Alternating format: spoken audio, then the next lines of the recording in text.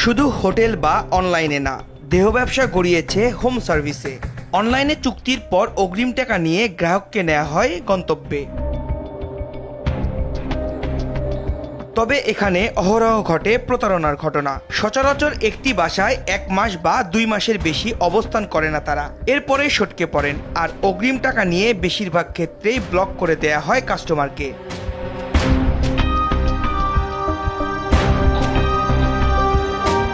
বর্তমানে পড়াশোনা সহ বেশিরভাগ কর্মকাণ্ডই অনলাইন নির্ভর। এমন অবস্থায় এসব কার্যকলাপ ভাবিয়ে তুলছে সাধারণকে। অপরাধ বিশেষজ্ঞরা বলেন, অবাধে অপকর্ম ছড়িয়ে পড়লে প্রভাব পড়বে সমাজ ব্যবস্থায়। বাংলাদেশের সবচেয়ে বড় অসুবিধার জায়গাটা হলো যে কোনো একটি ঘটনা খুব বড় আকারে না ঘটলে, ক্ষয়ক্ষতির পরিমাণ খুব বেশি না হলে এবং সেই ঘটনাটি গণমাধ্যমে খুব বহুল প্রচারিত বা প্রকাশিত না হলে সরকার বা আইনশৃঙ্খলা বাহিনী নড়ে চড়ে বসে না।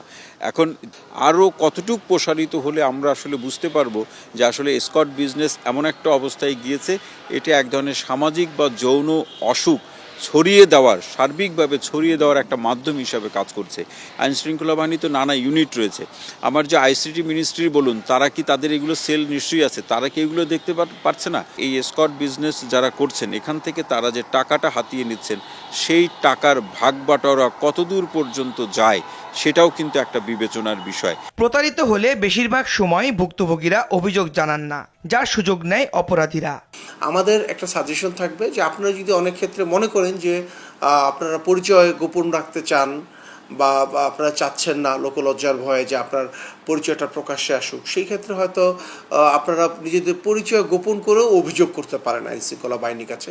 কিন্তু আইনশৃঙ্খলা বাহিনীর কাছে যদি অভিযোগ করা না হয় এবং সেই ক্ষেত্রে কিন্তু আমাদের জন্য আইনানুগ ব্যবস্থা গ্রহণ করা অনেক ক্ষেত্রেই দুরূহ হয়ে যায়।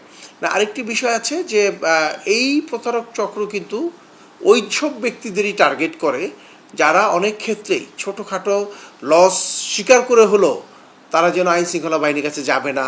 কেনাকাটায় 100% পর্যন্ত ক্যাশব্যাক জিতে নিন BMW সহ হাজার হাজার পুরস্কার। একে অনৈতিক কাজ, তার উপর পদে পদে প্রতারিত হওয়ার ঝুঁকি। তাই এসব কর্মকাণ্ড থেকে দূরে থাকার পরামর্শ আইন শৃঙ্খলা বাহিনীর। শাকিবুর রহমান, RTV, ঢাকা।